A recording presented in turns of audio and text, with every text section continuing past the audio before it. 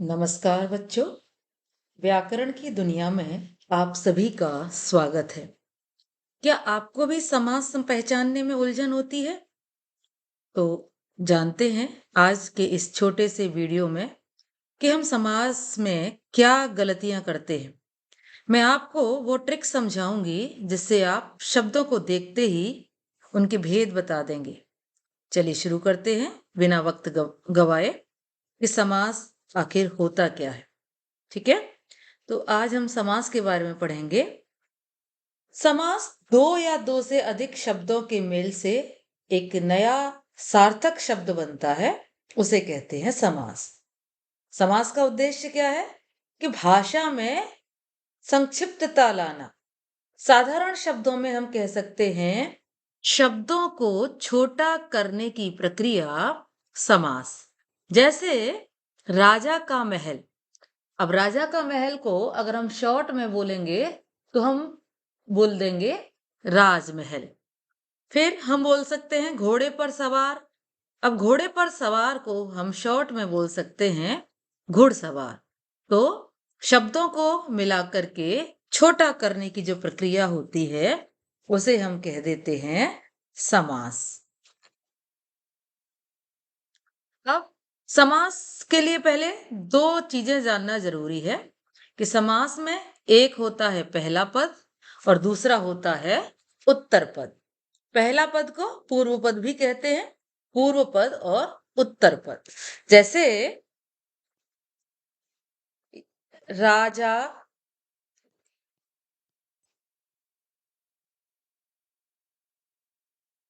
हम राज राज कर सकते हैं।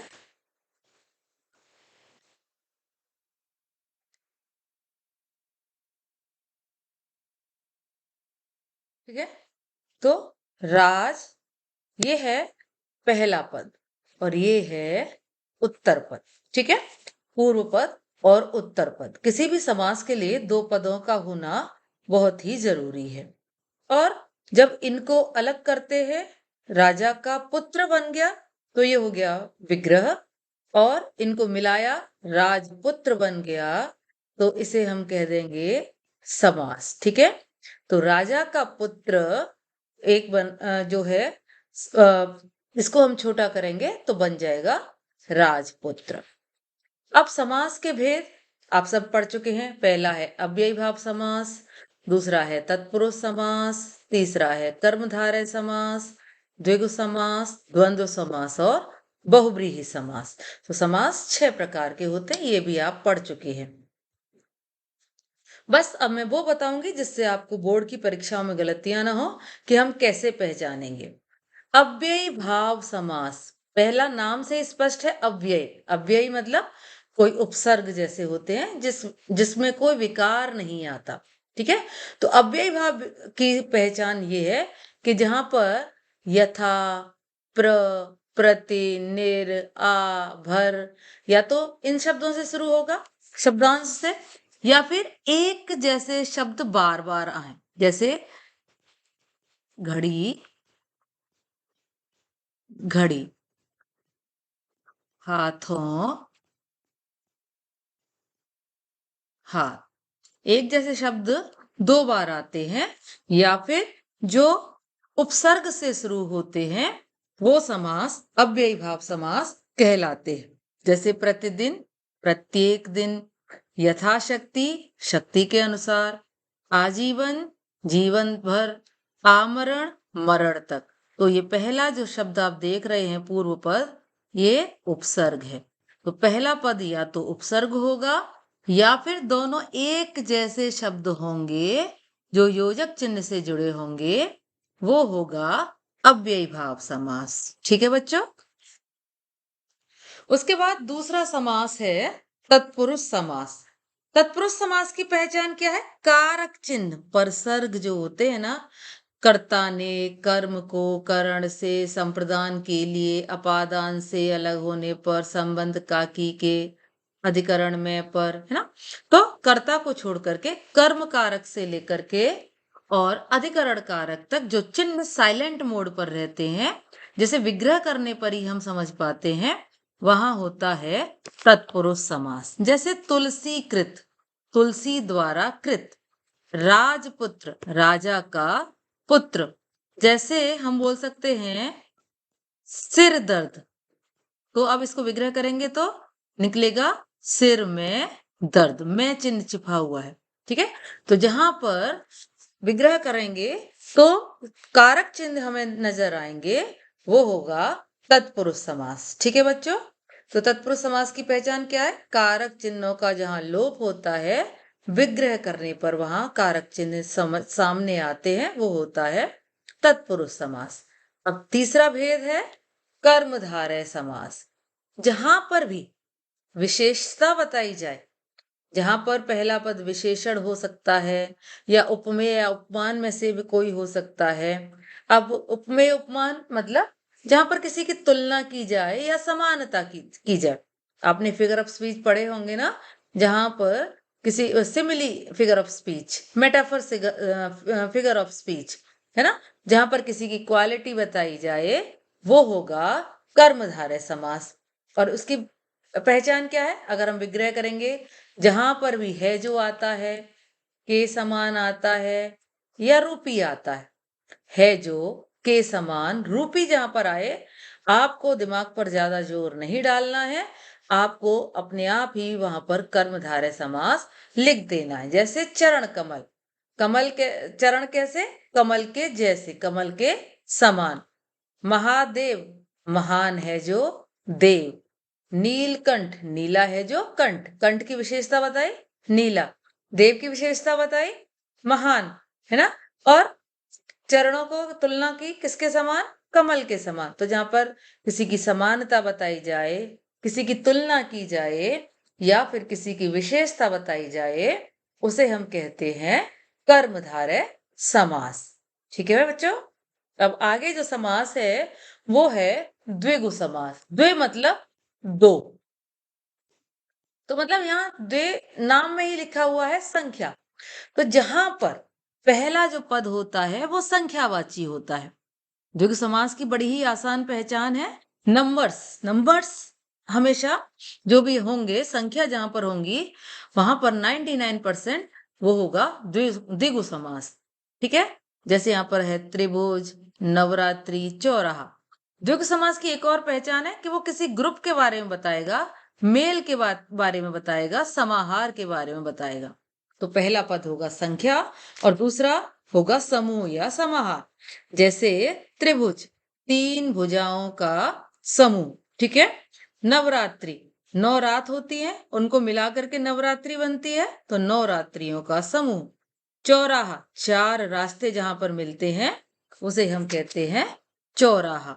तो यहाँ पर या तो समाहार आएगा या समूह आएगा, और पहला पद संख्यावाची होगा, वो हमेशा द्विगु समास होगा। ठीक है बच्चों, अब है द्वंद्व समास। द्वंद्व समास जहां पर दोनों ही पद प्रधान होते हैं, ठीक है, बराबर के होते हैं। जैसे मम्मी पापा, अगर हम देखें तो माँ भी उतनी ही इंपॉर्टेंट है और पिताजी भी, है ना। तो दोनों में से ऐसा नहीं कि किसी एक का महत्व कम हो, तो ऐसे ही दोनों ही पद समान होते हैं, बराबर के होते हैं। और जो बीच में योजक से जुड़े होते हैं, हाइफन से जुड़े होते हैं, वो द्वंद्व समास होते हैं। बेटा मैंने आपको पहले समझाया था कि ये जो योजक चिन्ह होता है वो अव्ययी भाव समास में भी आता है, लेकिन अव्ययी भाव समास में क्या होता है, एक जैसे शब्द आते हैं। जैसे मैंने आपको बताया था घड़ी घड़ी, तो ये जो हो जाएगा वो हो जाएगा अव्ययी भाव समास। ठीक है, लेकिन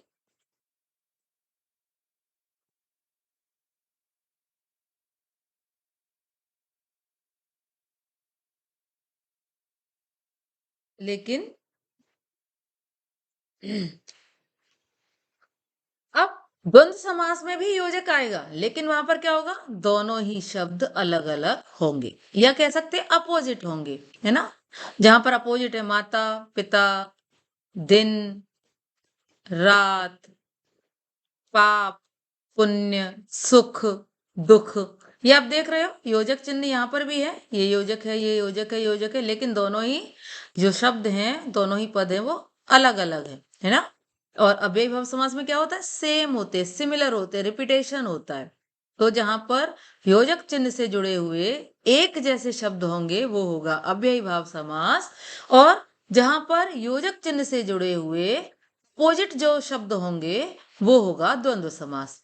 और इसकी पहचान क्या है, या आएगा या फिर और आएगा, एंड या और, ठीक है। हिंदी में कह सकते हैं और या। इन दोनों को विग्रह करने पर माता और पिता, चाय या कॉफी, तो या और इनकी पहचान है, ठीक है। अब हम आते हैं बहुव्रीहि समास पे। बहुव्रीहि समास वो समास होता है जहां पर दोनों ही पद प्रधान नहीं होते, दोनों पद मिल जाते हैं और किसी तीसरे की ओर इशारा करते हैं, जैसे दशानन, ठीक है। अगर हम इसको विग्रह करेंगे, 10 हैं आनन जिसके, अब 10 आनन किसी के होते नहीं है, और दशानन बोले तो सिर्फ रावण का ही ध्यान आता है। लंबोदर, लंबा है उदर जिसका, उदर मतलब पेट, तो किसी का भी पेट लंबा हो सकता है, लेकिन हर किसी को हम लंबोदर नहीं बोलेंगे। जिसका पेट लंबा है वो कौन है, एक ही है, गणेश जी। तो व्यक्ति विशेष है, ईश्वर विशेष है, देव विशेष है। पीतांबर, पीला है अंबर जिसका, पीला है वस्त्र जिसका। अब कोई भी पीला वस्त्र पहन ले तो उसको हम पीतांबर नहीं कहेंगे, भगवान कृष्ण ही पीले वस्त्र पहनते हैं, भगवान कृष्ण के लिए ही पीतांबर नाम आता है, तो उसे हम कहेंगे बहुव्रीहि समास। इन शॉर्ट अगर हम कहें तो जो पर्टिकुलर रिजिड हो गए, किसी नाम में एक बंध गए, एक इमेज में बंध गए हैं, उसके अलावा हम किसी और को बोल ही नहीं सकते। जैसे नीलकंठ, ठीक है। अब जो नीलकंठ है हम भगवान महादेव को बोलते हैं कि, या फिर एक पक्षी को बोलते हैं, नीला है कंठ जिसका, तो जहां पर जिसका आए, जिसकी आए, जिनका आए, वो होगा बहुव्रीहि समास, ठीक है। तो ये पहचान है बहुव्रीहि समास की कि कोई भी पद प्रधान नहीं होता, दोनों मिलकर किसी अन्य की ओर इशारा करते हैं, उसे बहुव्रीहि समास कहते हैं। और यहाँ पर हम एक बात और बताएंगे कि ये जो समास है बहुव्रीहि समास, ज्यादातर किसी व्यक्ति विशेष, किसी देव विशेष या ईश्वर विशेष के लिए ही आता है। और इसकी पहचान क्या है, या तो वाला वाली होगा, ठीक है, वाला वाली, जिसका,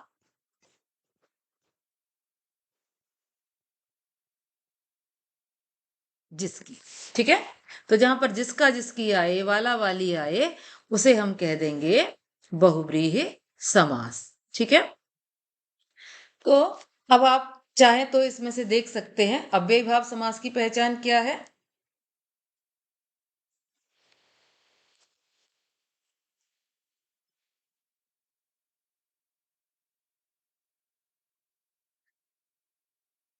तो अव्ययीभाव समास की पहचान उपसर्ग है, द्वंद्व समास की पहचान और अथवा या है, द्विगु समास की पहचान संख्या है, कर्मधारय की कहीं विशेषता है, समानता है या तुलना है, और बहुव्रीहि समास किसी और के बारे में ही बताता है, द्विगु समास संख्या के बारे में बताता है, उसे हम द्विगु समास कहते हैं।